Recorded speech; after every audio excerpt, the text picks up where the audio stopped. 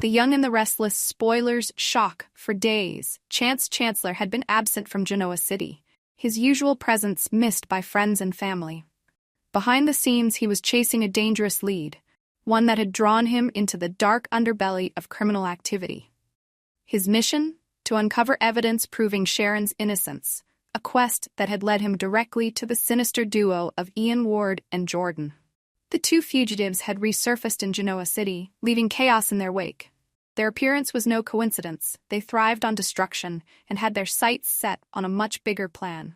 Chance, fueled by both his duty as a detective and his loyalty to those he cared about, had tracked them with dogged determination.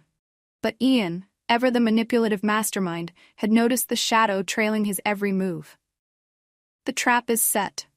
Ian wasn't just cunning, he was ruthless. When he realized he was being followed, he orchestrated a trap, a calculated ambush designed to ensnare the young detective.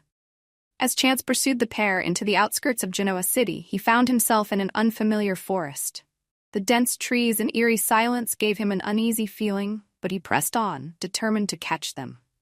Suddenly, there was a sharp noise behind him. Before Chance could react, something heavy struck the back of his head. Darkness engulfed him.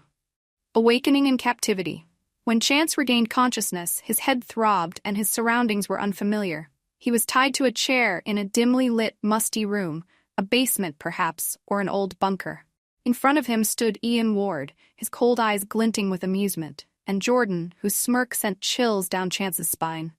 Well, Ian drawled, his voice dripping with mockery. The great Chance Chancellor, all tied up with nowhere to go. Chance glared at him, refusing to show fear. You won't get away with this, he spat. Ian chuckled. Oh, you detectives and your clichés? Let me tell you something, kid, you're in way over your head. Jordan stepped forward, her tone taunting. You've been a thorn in our side for far too long. Did you really think you could follow us without being noticed? Adorable. A chilling confession. As if to toy with him further, Jordan leaned in, her face inches from Chance's. Let me make this perfectly clear, she hissed. Heather's death?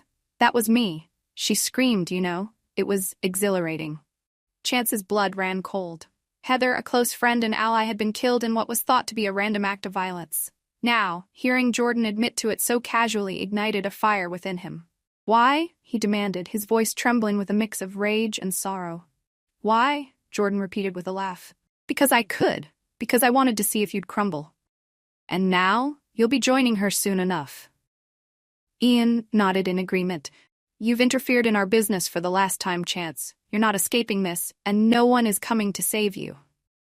A desperate attempt to escape despite his fear, Chance's mind raced. He wasn't ready to die, not here, not like this. He needed to think fast.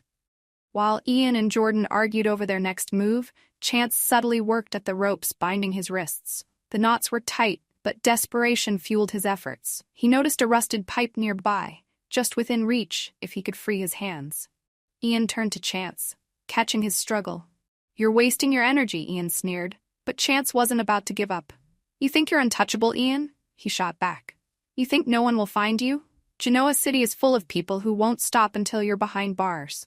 Jordan laughed, her voice cruel. Let them try. By the time anyone figures out where you are, you'll already be 6 feet under. The rescue. Will it come in time?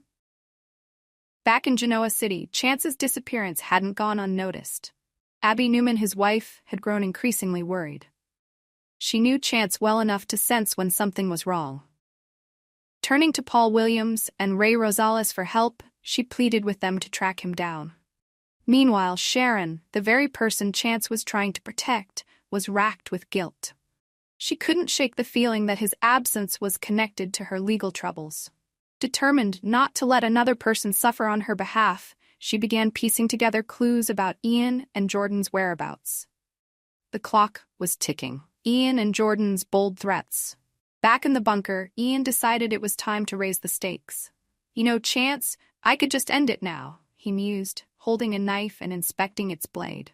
But where's the fun in that? I want you to feel powerless first, Jordan added with a grin, and when you do die, it won't be quick. It'll be slow, painful, poetic. Chance refused to let their words break him. He finally managed to loosen the ropes enough to slip one hand free. He waited for the perfect moment, his heart pounding in anticipation. A daring escape. When Ian turned his back to confer with Jordan, Chance seized his opportunity. He grabbed the pipe and swung it at Ian, knocking him to the ground. Jordan lunged at him, but Chance was quicker. He shoved her back and bolted for the door. The basement was a labyrinth, but Chance's adrenaline pushed him forward. He could hear Ian shouting behind him, the sound of footsteps growing louder. Chance didn't stop. Bursting out into the forest, he sprinted through the trees, his lungs burning. He didn't know where he was going, but escape was his only goal. What's next? Chance's fate hangs in the balance. Will he manage to evade Ian and Jordan and make it back to Genoa City? Or will their relentless pursuit catch up to him? One thing is certain, Ian Ward and Jordan have proven themselves to be more dangerous than ever. Their boldness, cruelty, and willingness to do whatever it takes to maintain their control have pushed Chance to the brink. Now it's a race against time. Who will find Chance first, his captors or his saviors?